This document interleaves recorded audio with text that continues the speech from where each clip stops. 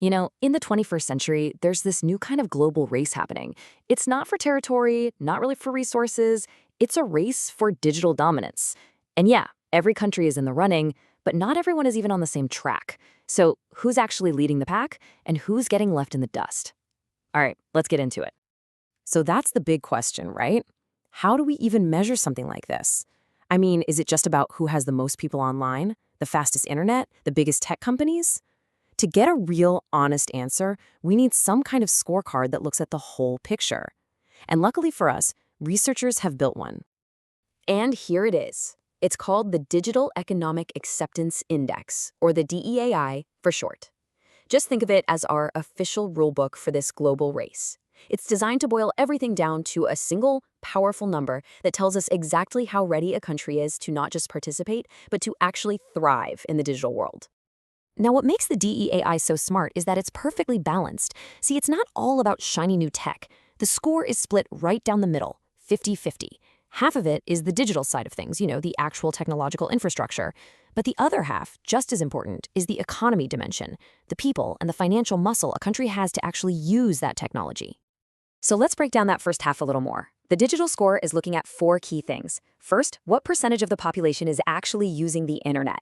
How fast is their connection at home? How fast is it on their phones? And, super important, how secure is their internet? It's a really complete look at a nation's digital backbone. And then, on the other side of the coin, you've got the economy score. This is all about human potential. It looks at human capital, using the literacy rate to figure out if people can actually engage with digital info. It looks at wealth through GDP per capita, and it checks out the size of the workforce. And this is the key takeaway here. You can have the best, fastest tech in the world, but if you don't have an educated, economically stable population to use it, you just can't win this race. Okay, so we've got our scorecard, the DEAI. Now for the main event. Let's look at the results. The research breaks the world's nations down into 3 pretty distinct groups based on their scores. Let's see who's who. First up, let's talk about the leaders of the pack.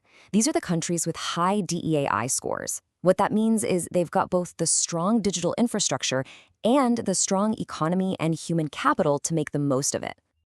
And here they are. As you can see, this list is pretty much dominated by highly developed nations in North America, Europe, and Oceania. But check it out, you've got Singapore right in there, a true digital powerhouse holding its own with these traditional economic giants.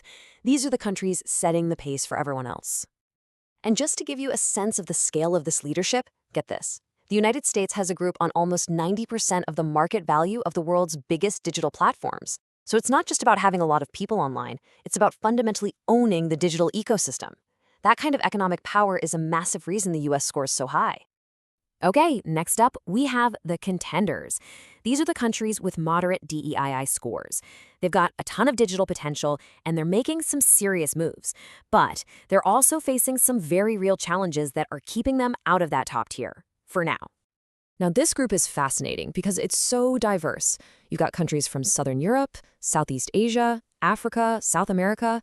It includes huge economies like China and Brazil, right alongside smaller but really ambitious nations.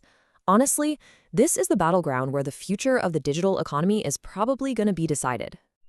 And inside this group, you find some really interesting stories. Take China, for example. While its overall score puts it in this middle tier, its mobile internet speed is absolutely world-class. In fact, it's even faster than many of the countries in that top cluster. It just goes to show you that a country can be a rock star in one area while still needing to catch up in others. And that brings us to our third and final group, the challengers. These are the countries with low DEAI scores. They're facing the biggest hurdles when it comes to building a competitive digital economy, and they're at the greatest risk of being left behind. This list includes several nations from South and Southeast Asia, as well as countries like Egypt and Pakistan. Now, these places often have massive populations and a real hunger for digital access, but there are some fundamental problems getting in their way. So what are those problems exactly? Well, the research gives us some really clear examples. For instance, Egypt struggles with some of the weakest internet speeds in the world. Meanwhile, in Laos, the problem isn't just speed, it's the cost. They have some of the highest internet prices in Southeast Asia. These are real, tangible barriers that just stop people from getting online. So when you see these rankings, you have to ask yourself, why is the gap so big? Well, it all comes down to a concept you probably heard of, but maybe don't think about every day: the digital divide. And the scale of this divide is just staggering. Think about this. Over 40% of the world's population still doesn't have internet access. We're talking billions of people who are basically locked out of the modern economy before they can even get started. And this digital divide really has two big parts. On one hand, you have uneven infrastructure. That means in a lot of rural or remote areas, the internet just isn't available or it's totally unreliable. But then you have unequal access. This is where the internet is available, but people still can't use it because it's too expensive, or they don't have the digital skills, or there are other social barriers in the way. But the problem doesn't even stop with access. Even when people and businesses are online, there are other hurdles. Some business owners are just resistant to new tech, or they're worried about getting taxed on e-commerce. Digital startups can't grow because they don't have enough data. And sometimes you find entrepreneurs who are just happy with their current business and don't feel the need to go digital. So it's a really complex web of problems. What's the solution? Well, the great thing about this research is that it doesn't just point out the issues. It actually lays out a clear path for how we can start closing this critical gap. The research basically proposes a 4-step plan. Step 1, build out the infrastructure so it reaches everybody, not just people in the big cities. Step 2, make that access affordable and teach people the skills to actually use it. Step 3, governments need to actively support their own local tech companies and innovators. And finally, and this is a point that often gets missed, protect the growing number of gig economy workers with Social Security. That makes digital work a stable, attractive option for more people. And that brings us to the end of our look at the global digital race. We've seen the leaders, the contenders, and the challengers. We've dug into why the digital divide exists and what a roadmap to the future could look like. So I'll leave you with a final question.